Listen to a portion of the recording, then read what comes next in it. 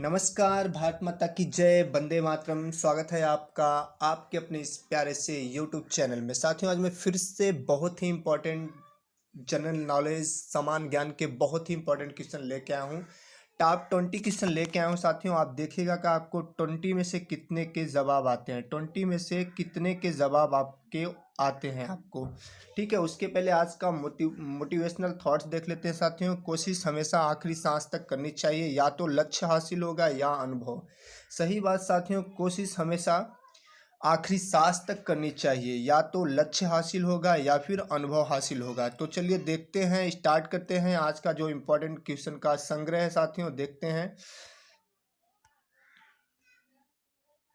पहला क्वेश्चन है साथियों, पहला क्वेश्चन है, वेदों की ओर लौटो का आह्वान किसने किया था, या वेदों की ओर लौटो का नारा किसने दिया था। चार ऑप्शन है आपकी आंखों के सामने, आप देखिए और सही आंसर का जवाब दीजिए। सही आंसर बताइए कि क्या होगा। स्वामी दयानंद सरस्वती, बी है राजा राममोहन राय, सी स्वामी विवेकानंद और डी एनी बेसेंट। तो क्या होगा राइट आंसर, आप बताइए। चार ऑप्शन आपकी आंखों के सामने है, सही जवाब दीजिए। स्वामी दयानंद सरस्वती, राजा राममोहन राय, स्वामी विवेकानंद या फिर एनी बेसेंट। तो सवाल क्या है साथियों, वेदों की ओर लौटो का नारा किसने दिया था, या किसने इसका आह्वान किया था। तो इसका राइट आंसर क्या होगा साथियों, ए स्वामी दयानंद सरस्वती ने कहा था साथियों, वेदों की ओर लौटो। ठीक है साथियों, और इन्होंने ही 1875 में आर्य समाज की स्थापना की थी। कौन से समाज की, आर्य समाज की स्थापना की थी। कौन किया था साथियों, स्वामी दयानंद सरस्वती ने आर्य समाज की स्थापना की थी। बढ़ते हैं दूसरे क्वेश्चन की तरफ और देखते हैं कि दूसरा क्वेश्चन क्या है। दूसरा क्वेश्चन है साथियों, इस पेड़ की छाल मसाले के रूप में प्रयोग की जाती है। आपको बताना है कि किस पेड़ की छाल मसाले के रूप में यूज की जाती है। चार ऑप्शन आपकी आंखों के सामने है। पहला दालचीनी, बी लौंग, तीसरा नीम, चौथा ताड़। किस पेड़ की छाल, किस पेड़ की छाल को मसाले के रूप में यूज किया जाता है। पेड़ की छाल साथियों, जैसे जो ट्री होता है साथियों, जो ट्री होता है उसकी जो छाल होती है साथियों, यहाँ जो उसका स्टेम होता है, तना होता है, उस पे उसके ऊपर छाल होती है। तो किस पेड़ की छाल को किसके रूप में यूज किया जाता है, मसाले के रूप में यूज किया जाता है। चार ऑप्शन है साथियों आपकी आंखों के सामने। पहला दालचीनी, दूसरा लौंग, तीसरा नीम और चौथा ताड़। सही आंसर क्या होगा आप बताइए। सही आंसर क्या होगा आप बताइए। तो इसका राइट आंसर क्या हो जाएगा, इसका राइट आंसर होगा साथियों ए दालचीनी। दालचीनी एक पेड़ है साथियों, और इसकी छाल मसाले के रूप में यूज होती है। ठीक है साथियों, आप कभी भी मसाला दुकान पे खरीदने जाएंगे तो वहाँ मसाले में आपको ये दालचीनी के पेड़ की छाल जरूर मिलती है मसाले में।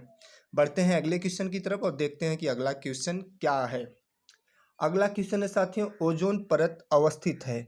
ओजोन परत अवस्थित है साथियों, ये ओजोन लेयर जो होती है साथियों, किस में अवस्थित है। क्षोभ मंडल में, आयन मंडल में, समताप मंडल में, ये सभी या इन तीनों में उपस्थित होती है। ये बताइए इसका राइट आंसर क्या होगा। चार ऑप्शन आपकी आंखों के सामने है। क्षोभ मंडल में, आयन मंडल में, समताप मंडल में या फिर ये सभी। ठीक है साथियों, बताइए इसका राइट आंसर क्या होगा। ओजोन परत, ओजोन परत कहाँ पे होती है साथियों। तो इसका राइट आंसर क्या हो जाएगा, सी समताप मंडल में, जिसको स्ट्रेटोस्फीयर बोलते हैं साथियों, इसमें ये पाई जाती है ओजोन परत। तो इसका राइट आंसर क्या हो जाएगा, सी। बढ़ते हैं अगले क्वेश्चन की तरफ और देखते हैं कि अगला क्वेश्चन क्या है। अगला क्वेश्चन है साथियों, सिंधु नदी का उद्गम होता है। सिंधु नदी कहाँ से निकलती है, ये बहुत ही इंपॉर्टेंट क्वेश्चन है, स्टार लगा लीजिए। सिंधु नदी कहाँ से निकलती है। चार ऑप्शन दिया है साथियों आपकी आंखों के सामने। चार ऑप्शन है साथियों, हिंदू कुश पर्वतमाला से, हिमालय पर्वतमाला से, काराकोरम पर्वतमाला से, कैलाश पर्वतमाला से।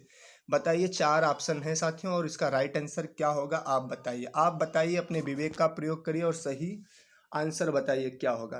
तो इसका सही आंसर क्या होगा, इसका सही आंसर होगा डी साथियों, कैलाश पर्वत से सिंधु नदी का उद्गम होता है। कहाँ से होता है साथियों, कैलाश पर्वतमाला से सिंधु नदी का उद्गम होता है। बढ़ते हैं अगले क्वेश्चन की तरफ और देखते हैं कि अगला क्वेश्चन क्या है। अगला क्वेश्चन है साथियों, वायुमंडल की सबसे नीचे की परत है। वायुमंडल की सबसे नीचे की परत क्या होती है, क्या नाम है उसका। समताप मंडल, वायुमंडल, वायुमंडल, क्षोभ मंडल या फिर मध्य मंडल। सबसे निचली परत का नाम पूछ रहा है साथियों, क्या होगा आप बताइए। चार ऑप्शन है, इसका राइट आंसर क्या होगा बताइए आप। इसका राइट आंसर क्या होगा। तो इसका राइट आंसर हो जाएगा साथियों सी क्षोभ मंडल साथियों, सबसे निचली परत को क्या बोला जाता है? क्षोभ मंडल बोला जाता है। सबसे निचली परत को क्षोभ मंडल बोला जाता है। ठीक है साथियों, ये सबसे निचली परत हो गई साथियों। उसके बाद समताप मंडल, फिर मध्य मंडल, फिर उसके ऊपर वायुमंडल, उसके ऊपर वायुमंडल होता है। ठीक है, बढ़ते हैं अगले क्वेश्चन की तरफ और देखते हैं साथियों कि अगला क्वेश्चन क्या है। अगला क्वेश्चन है साथियों, लार किसके पाचन में मदद करती है? लार, ठीक है साथियों, ये लार साथियों ये किसके पाचन में मदद करती है? चार ऑप्शन है साथियों, वसा, स्टार्च, प्रोटीन, विटामिन। ये साइंस का क्वेश्चन है साथियों और बताइए कि लार किसके पाचन में मदद करती है? चार ऑप्शन आपकी आंखों के सामने है, वसा, स्टार्च, प्रोटीन या फिर विटामिन। बताइए इसका राइट आंसर क्या होगा? इसका राइट आंसर क्या होगा? चार ऑप्शन है साथियों, तो इसका राइट आंसर हो जाएगा बी, स्टार्च। लार किसके पाचन में मदद करती है साथियों? स्टार्च के पाचन में मदद करती है। बढ़ते हैं अगले क्वेश्चन की तरफ और देखते हैं कि अगला क्वेश्चन क्या है। अगला क्वेश्चन है साथियों, मानव शरीर में सबसे लंबी अस्थि है? मानव शरीर में सबसे लंबी अस्थि है, ठीक है, अंत प्रकोष्ठिका, प्रगंडिका, उरु अस्थि या अंतर जंघिका। ठीक है, ये चार ऑप्शन है साथियों, हिंदी में लिखा गया है। अब मानव शरीर में सबसे लंबी अस्थि का नाम पूछे साथियों तो उसको फीमर बोलते हैं। ठीक है, फीमर। और यहाँ पे इसी को साथियों उरु अस्थि भी बोलते हैं। तो इसका राइट आंसर क्या हो जाएगा? फीमर। जो जांग होता है साथियों उसकी हड्डी होती है ये। ठीक है, सबसे लंबी हड्डी है साथियों और सबसे छोटी होती है वो कान की हड्डी होती है जिसको स्टेपिज बोला जाता है। ठीक है, बढ़ते हैं अगले क्वेश्चन की तरफ और देखते हैं कि अगला क्वेश्चन क्या है। अगला क्वेश्चन है साथियों, रेड डाटा बुक उन जातियों के बारे में जानकारी देती है, उन प्रजातियों के बारे में जानकारी देती है साथियों। ये टाइपिंग मिस्टेक हो गया है। रेड डाटा बुक उन प्रजातियों के बारे में जानकारी देती है। कौन से प्रजातियों के बारे में जानकारी देती है बताइए आप? लुप्त हैं जो, संकटापन्न है जो, खतरनाक है या फिर विरली है? किस प्रजाति के बारे में जानकारी देती है रेड डाटा बुक? ठीक है, कौन से प्रजाति के बारे में जानकारी देती है? इसका राइट आंसर क्या होगा आप बताइए? इसका राइट आंसर क्या हो जाएगा? बी, संकटापन्न। ऐसे प्राणी जो क्या हैं? ऐसे जीव जंतु जो संकटापन्न है, मतलब पृथ्वी से गायब हो रहे हैं धीरे धीरे, उनके ऊपर संकट है, वो धीरे धीरे मात्रा में क्या हो रहे हैं? लुप्त हो रहे हैं, गायब हो रहे हैं। उसके बारे में रेड डाटा बुक जानकारी देती है। ठीक है, और इसी के बारे में जानकारी देती है। बढ़ते हैं अगले क्वेश्चन की तरफ साथियों और देखते हैं कि अगला क्वेश्चन क्या है। अगला क्वेश्चन है, आयोडीन युक्त हार्मोन है। आयोडीन युक्त हार्मोन कौन सा है? एड्रिनलिन, इंसुलिन, थायरॉक्सिन या टेस्टोस्टेरोन? कौन सा हार्मोन है जिसमें आयोडीन युक्त है? बात करते हैं आयोडीन युक्त हार्मोन्स की, तो इसका राइट आंसर क्या होगा आप बताइए? चार ऑप्शन है साथियों और इसका राइट आंसर क्या होगा आप सोच के बताइए, समय ले लीजिए कि इसका राइट आंसर क्या होगा। तो इसका राइट आंसर क्या हो जाएगा? इसका राइट आंसर है सी, थायरॉक्सिन हार्मोन जो होता है साथियों ये आयोडीन युक्त हार्मोन्स है। बढ़ते हैं अगले क्वेश्चन की तरफ और देखते हैं कि अगला क्वेश्चन क्या है। अगला क्वेश्चन है, रक्त का थक्का बनने के लिए कौन सा प्रोटीन उत्तरदायी है? रक्त का थक्का, जो ब्लड का थक्का बनता है, इसके लिए कौन सा प्रोटीन उत्तरदायी है? चार ऑप्शन है साथियों, ग्लूकोज, ग्लोबिन, फिब्रोनोजन या प्रोटीन। तो बताइए इसका राइट आंसर क्या होगा? रक्त का थक्का बनने के लिए कौन सा प्रोटीन उत्तरदायी है? चार ऑप्शन है साथियों, सही आंसर का जवाब दीजिए। सही आंसर क्या होगा? इसका सही आंसर क्या हो जाएगा? फिब्रोनोजन एक ऐसा प्रोटीन है साथियों जो क्या करता है? रक्त का थक्का बनाने में मदद करता है, उत्तरदायी है। ठीक है, बढ़ते हैं अगले क्वेश्चन की तरफ और देखते हैं कि अगला क्वेश्चन क्या है। विश्व का एकमात्र प्लवी राष्ट्रीय पार्क स्थित है। प्लवी मतलब साथियों एक तैरता हुआ, एक ऐसा राष्ट्रीय पार्क है जो तैरता रहता है। ठीक है, तैरता हुआ प्रतीत होता है या तैरता रहता है। कौन सा पार्क है, कहाँ का है? मणिपुर में है, कुआलालंपुर में है, बिलासपुर में है या दिसपुर में? बताइए, चार ऑप्शन है। विश्व का एकमात्र प्लवीय राष्ट्रीय पार्क स्थित है, कहाँ पे स्थित है आप बताइए?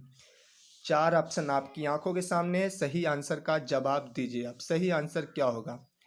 विश्व का एकमात्र प्लवी राष्ट्रीय पार्क स्थित है, बताइए इसका सही आंसर क्या होगा? तो इसका सही आंसर हो जाएगा ए, मणिपुर में है प्लवी राष्ट्रीय पार्क, मतलब तैरता हुआ राष्ट्रीय पार्क है।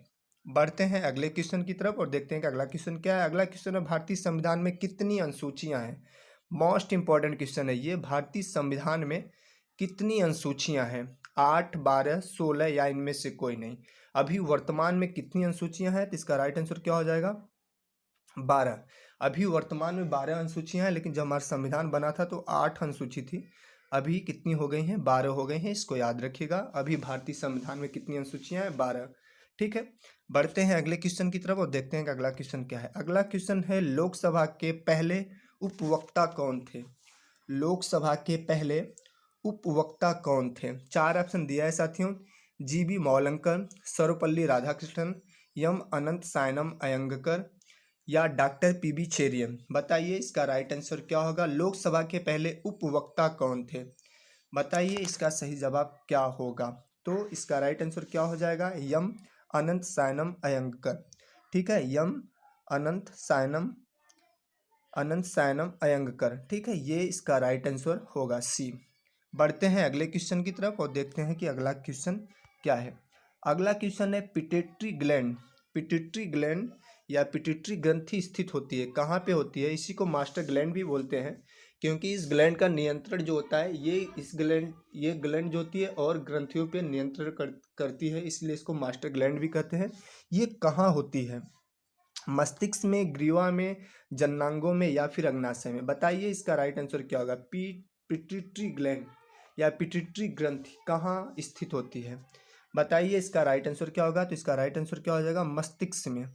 पिट्यूटरी ग्लैंड कहाँ होती है साथियों, मस्तिष्क जो हमारा ब्रेन होता है, ठीक है, वहीं पे ये होती है।